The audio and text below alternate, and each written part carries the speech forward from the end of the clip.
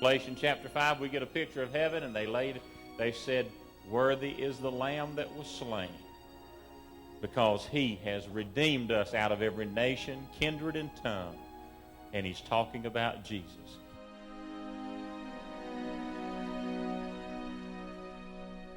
In the very beginning, in 1996 and 1997, we were doing the production, and it was called Alone on the Altar. That was one that Starr had picked, or whoever was doing it before I got here. They were doing Alone on the Altar. I think they had done it 1 year. It really started the first time doing just very generic. I say generic. We just kind of put things together, and I remember Billy actually hung on the cross in the baptistry. Yeah, the cross was in the baptistry, and there's just been a whole lot of changes, and of course the music is a whole lot bigger part than it used to be. It had a little more drama with it, but it's always been a cantata. Boys came and we did Alone on the Altar. But we were also rewriting some of the script for that. I remember Starr came to me. Let's see, I was 27 at that time. I remember that was when Pastor McGee was our pastor at that time, and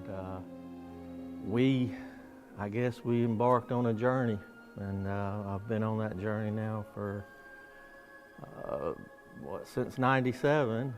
I think one of the funniest things that I can say is, I went all out. I got a weave just about every year, and I wore it for a whole month, and I was pulled over and searched more times in my life during the Easter drama than any other time.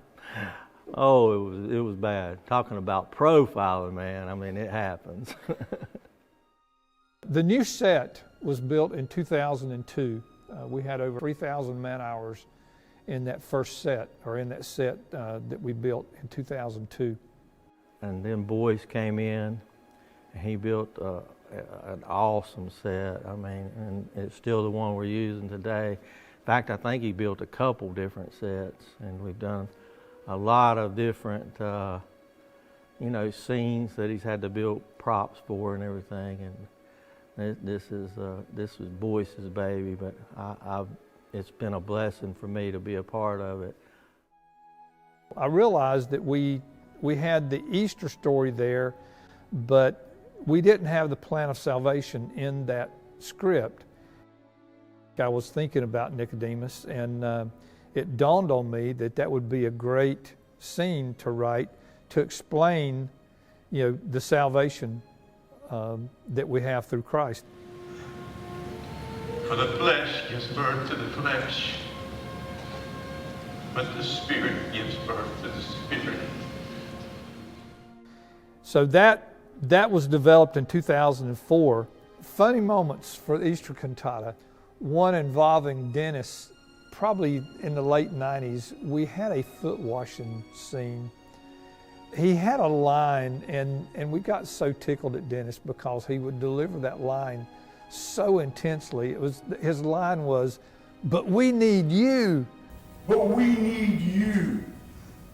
And we've just always kidded him about that line. He's really good on it.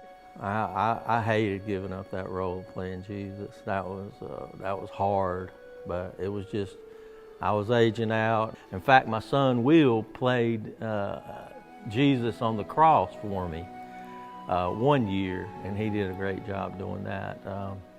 But I would stand out back with a mic, and we timed it out, and I mimicked him speaking. So I spoke for him, and it worked out. In fact, Boyce was standing in the audience when I said, "Give me that mic."